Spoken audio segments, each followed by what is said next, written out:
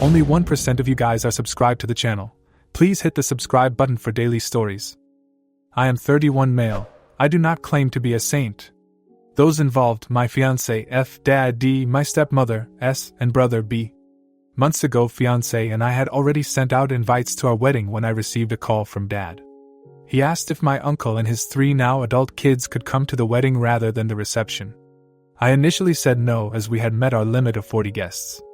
I thought nothing more of it. A month after, dad messaged asking me to call him. I had finished a long 11-hour shift, and knowing I had to be back soon, I rang him.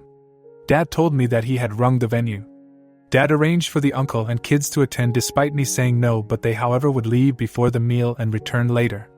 F and I did not want to have to explain this to guests, and knew that making an exception here would lead to others, as dad's family is quite large. I didn't know what to say and told dad I would call him back, as this wasn't the first change dad expressed. I told fiancé, causing her to break down from the adding pressure. I rang dad as calmly as possible to say he upset me. When I began to explain that fiancé was upset too, he hung up. Fiancé again broke down, feeling that he was dismissing her feelings.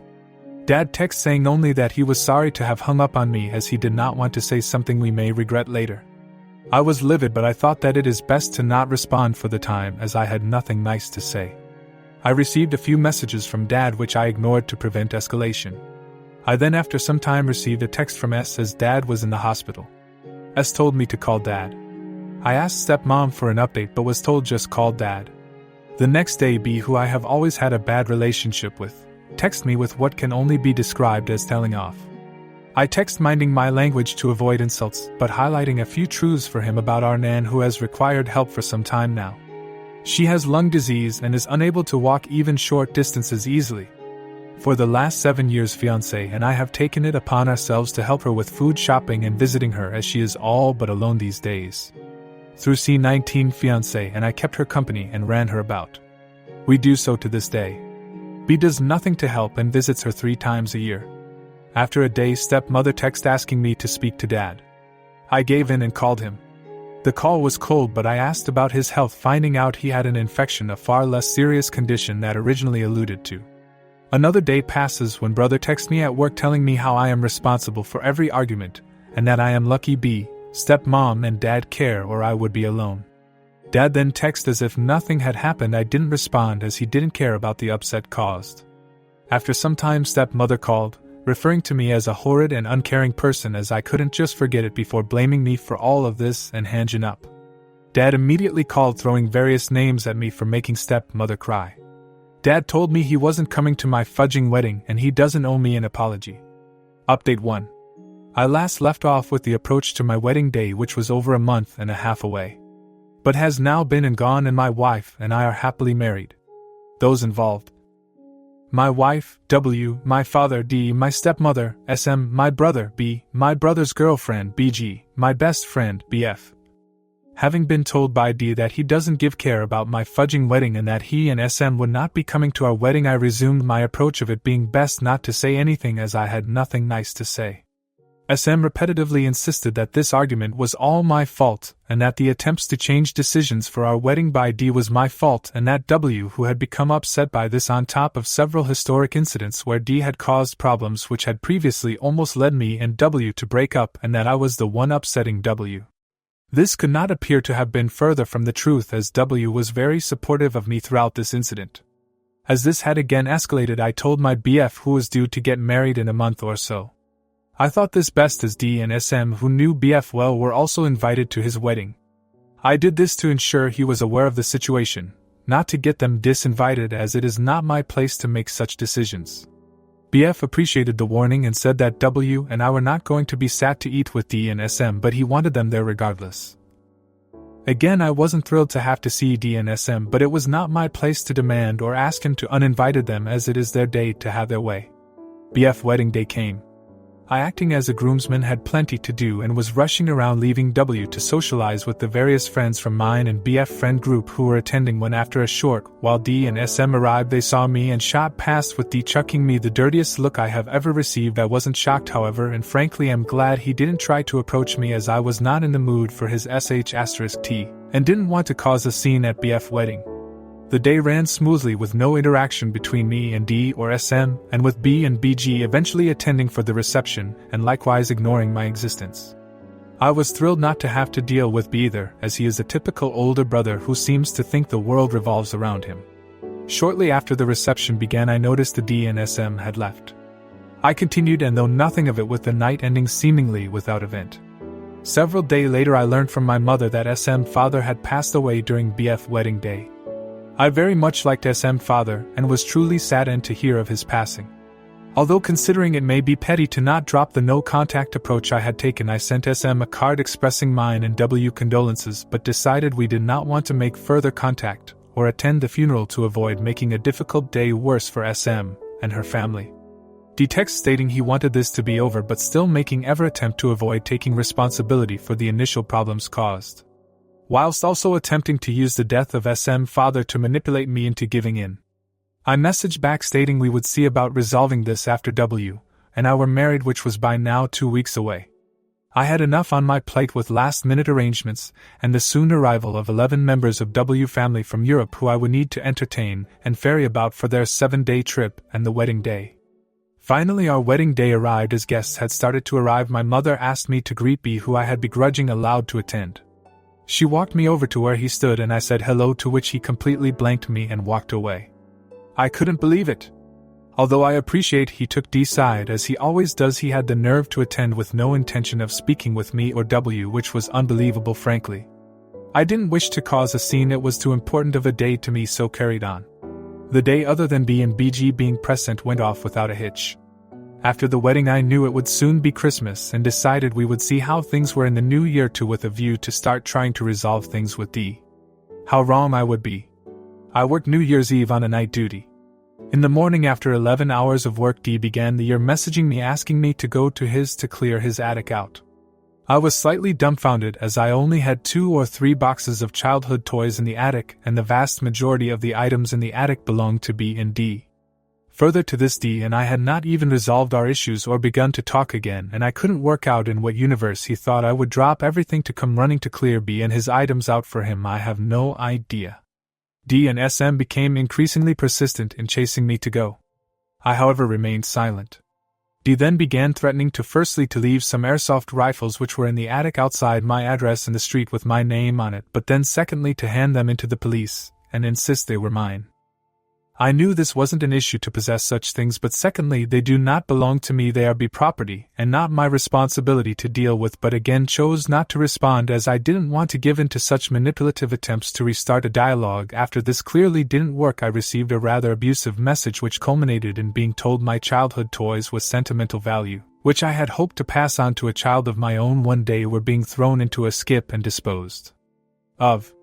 I appreciate I didn't respond, but found that last kick especially heartless. After this I have now decided that it is best to go no contact with B, BG, SM and D. Update 2. This almost immediately follows, a few months after I left off in part 2. I was aware from previous messages received from SM and B that D had not been well and had been in the hospital. However, either had been particularly forthcoming with information as to what had happened or was going on.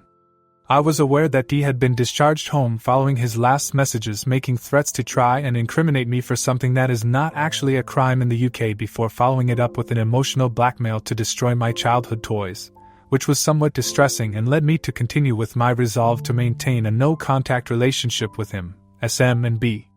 I received a shocking message seemingly out of the blue from SM again, informing me that I was what could only be the worst person in the world, as D was back in the hospital and I had not been in contact with him or been to see him. I was a little dumbfounded as I had no idea he had been admitted again, so I don't really know how I could have known, frankly. She again, however, didn't specify what was wrong or the severity of the situation. I am a reasonable person, at least I believe so, and would have made an effort to go see him if it had been serious or life-threatening. But I am ever concerned that a lack of information, especially on SM's behalf, tends to be her attempt to manipulate the situation through guilt to get what she wants. I didn't respond to her, as I found her to be a somewhat vile person.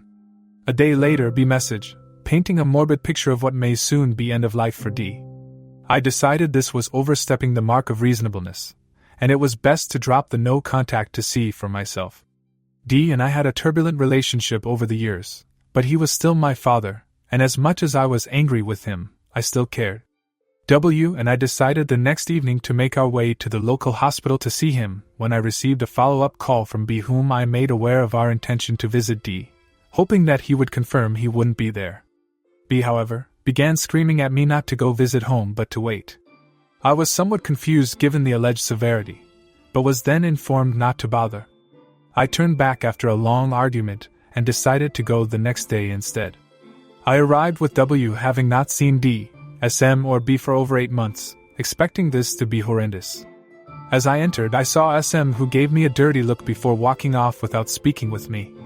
B immediately saw me and came over, opening with the usual sanctimonious speech about how I should have sorted this out and that it was my responsibility to forgive D rather than his to apologize.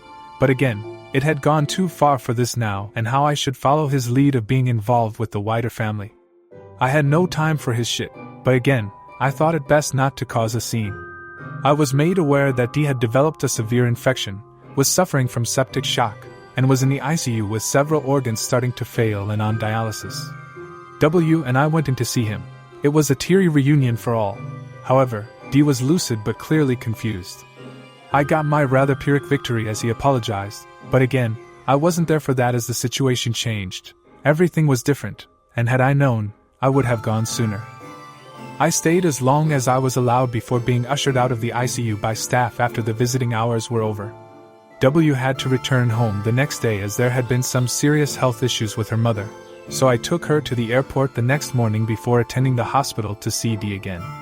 I was disappointed to see that he had deteriorated overnight and was now unconscious. Speaking with B and finally SM, it was clear that today would be the crucial day that D would either rally or it would be over. But it was decided by doctors that 24 hours would be given before revisiting the options on the table, which were very limited.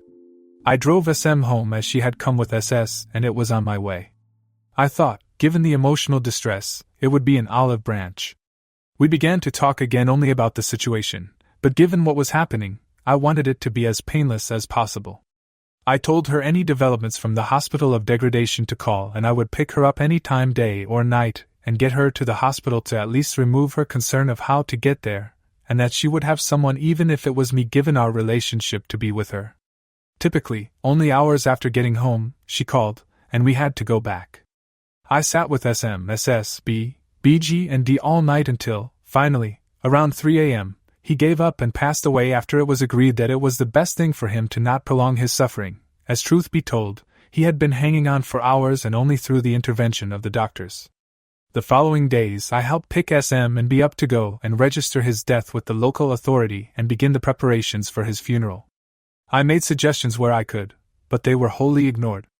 Given how things had been, I decided it was fair enough, and I was not going to make this worse by now arguing the point, but I was slightly aggravated. I was his son, and we had had over 30 years, not all brilliant, but the majority were. I was asked to help out financially with the funeral, which I of course agreed to do. So I gave what I could afford, given that it probably wasn't as much as B, who makes far more than I do. Both SM and B continued to ignore the suggestions I made. I again thought it best not to make it worse by arguing over these details. W returned home shortly after these preparations began, and we thought it would be nice to again extend an olive branch to SM, so we went around to see her with flowers and chocolate as a token, offering my W's idea to try and provide some comfort and company. SM was cold and wouldn't even look at my W or acknowledge her existence, so we decided it was best not to stay long. The funeral came, and W came with me in the back of the funeral car along with B, BG and SM again. SM or B would not look at or speak with W, considering she had very little involvement other than her support for me throughout. It seemed all rather unusual. Several weeks later, SM began to resend messages berating me and W and again demanding I come to clear her attic out. I couldn't get her fascination with the attic, and after she began to slag my W off, we again went no contact. I don't to this day know where my father's remains are, given that this was 12 months ago. I don't think I ever will. SM now finally leaves me and W alone. B has cut contact with my grandmother, strangely, a woman who has always looked after me when I was younger, and I was attempting to repay in kind in her later years. W and I have since had a beautiful baby girl, which B refuses to acknowledge and has seemingly reinvigorated my grandmother's will to live at 87 to see and spend time with her great-granddaughter.